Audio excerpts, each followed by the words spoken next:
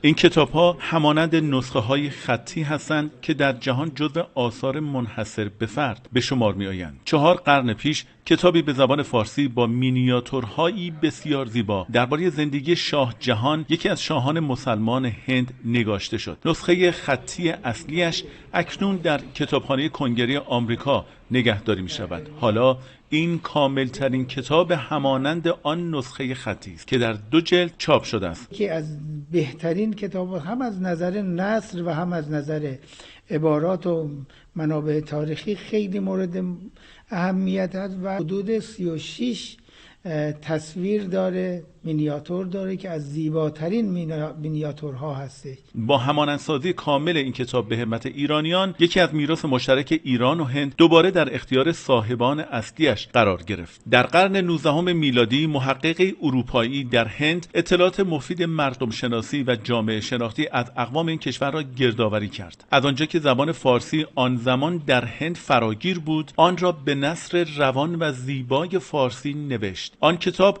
نسخه خطی اصلی بود، اما این همانند آن است بدون کم و کاست با همان شکل و شمایل. برای هر کدوم از اینها تصویرهای اینها رو هم میاره، یعنی نقاشیاش به حدود 134 نقاشی داره که واقعا از نظر کار هنری کم نظیره. تقریباً 500 سال پیش محمد حسین کشمیری، خطاط هندی معروف به زرین قلم، به سبک و سیاق ایرانیان گلستان سعدی را به خط خود نوشت.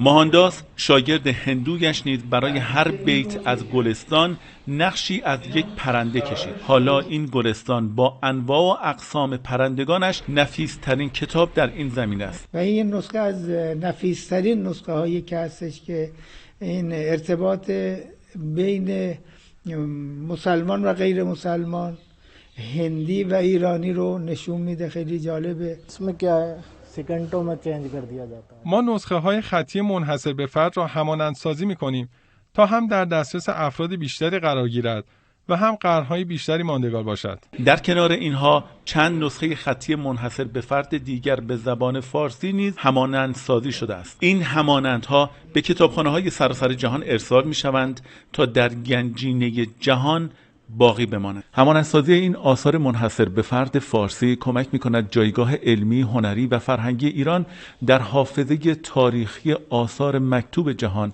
همچنان باقی بماند. حسن عبدالملکی، خبرگزاری صدا و سیما، دهلی 9.